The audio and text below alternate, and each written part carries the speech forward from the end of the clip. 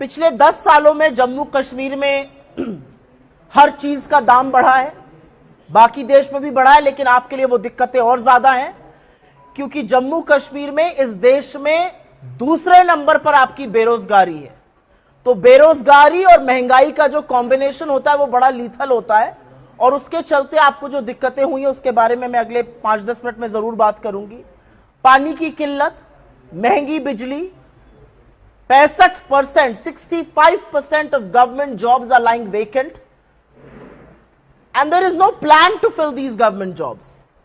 बेरोजगारी सबको पता है और उसके बाद 65% गवर्नमेंट जॉब्स खाली क्यों है, इसका जवाब तो सिर्फ एलजी और उनके दिल्ली में बैठे हुए आका दे सकते हैं। क्या चीजें सुधर गई उसके बारे में भी हम चर्चा करेंगे। बड़े बड़े दावे किए गए थे शांति के, अमन के, चैन के। यह अलग बात है कि जब 2024 का चुनाव आया तो जो शांति, अमन, चैन के बारे में अपनी ही डींगे हाँकते थे वो ना श्रीनगर लड़ने लायक थे, ना अनंतनाग राजौरी लड़ने लायक थे, ना बारामूला लड़ने लायक थे, तो वो सब रण छोड़ के भाग गए।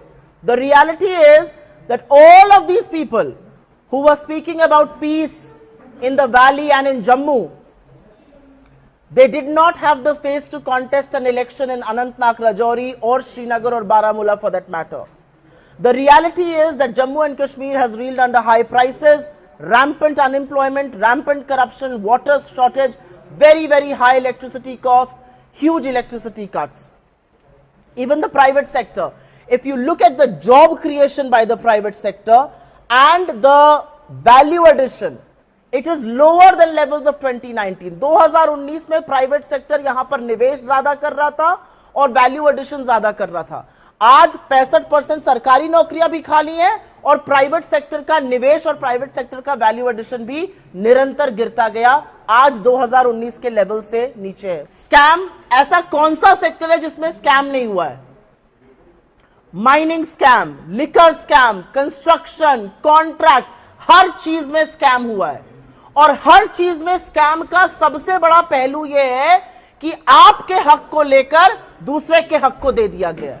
सबसे बड़ा पहलू यह है कि कॉन्ट्रैक्ट्स में यहां के लोगों का जो भागीदारी है, the participation of people in government contracts, the participation of people in mining, in liquor, in all of those things has gone down. और असलियत यह है कि अनएम्प्लॉयमेंट पे मैं बात शुरू करती हूं, ज्यादा डिटेल में अब बात करेंगे। अनएम्प्लॉयमेंट में, और ये मेरा आंकड़ा नहीं है, ये सरकारी आंकड़ा है, गवर्नमेंट ऑफ इंडिया का आंकड़ा है। जम्मू कश्मीर का अनएम्प्लॉयमेंट बाकी देश के एवरेज अनएम्प्लॉयमेंट का डबल है। The unemployment in Jammu and Kashmir is twice that of the national average unemployment. The unemployment in the age group of 15 to 29 years, आप में से यहां पर बहुत सारे युवा साथी हैं और आप जानते हैं कि 15 से 29 साल में जो अनएम्प्लॉयमेंट होता है वो भयावह होता है, वो 30% के आसपास है। महिलाओं का unemployment, I see some women sitting here, there are 2 of us here on the stage. Forget about 28.6% for youth, 48.6%, almost 50% unemployment for young women who should be with jobs. 65% government पद जो मैंने आपको कहा वो खाली पड़े हुए हैं। 60,000 डेली वेज अर्नर्स आज भी 15 साल से 300 रुपए दिन का कमा रहे हैं और वो पब्लिक हेल्थ डिपार्टमेंट में, इंजीनियरिंग में है, वो पावर डेवलपमेंट में है, वो क्रूशल चीजों में है और ये संविदा कॉन्ट्रैक्ट की उनकी नौकरी चलती जा रही है। जम्मू कश्मीर में पिछले 5 साल में करीब करीब 12,000 डोमिसाइल सर्टिफिकेट्स दिए गए और ये 12,000 डोमिसाइल सर्टिफिकेट देकर आपकी जो अपॉर्चुनिटीज थी वो किसी और को दे दी गई। जो नौकरी, जो कॉन्ट्रैक्ट्स आपको मिलने चाहिए थे, यहां के लोगों को मिलने चाहिए थे, ये इंश्योर किया गया कि वो किसी और को मिले। ये 12,000 लोग जिनको होम डोमिसाइल यहां की दी गई, वो कौन लोग हैं?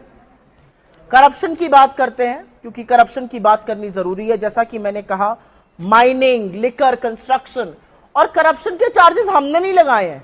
करप्शन के चार्जेस यहां के पूर्व गवर्नर, जिनको इन्होंने अपॉइंट किया था बीजेपी ने, सत्यपाल मलिक ने करप्शन के चार्जेस लगाए और करप्शन के चार्जेस लगाने का उनको इनाम यह मिला कि उनके घर पर आज भी रेड होती है। यही नहीं, अशोक कुमार परमार जो रिटायर्ड आईएएस है, उन्होंने करप्शन के रैम्पेंट चार्जेस लगाए रिक्रूटमेंट स्कैम्स में, जल जीवन मिशन में, और उनके ऊपर भी रेड होती है। और उन्होंने तो सीबीआई इंक्वायरी की भी मांग करी थी, जो अभी तक नहीं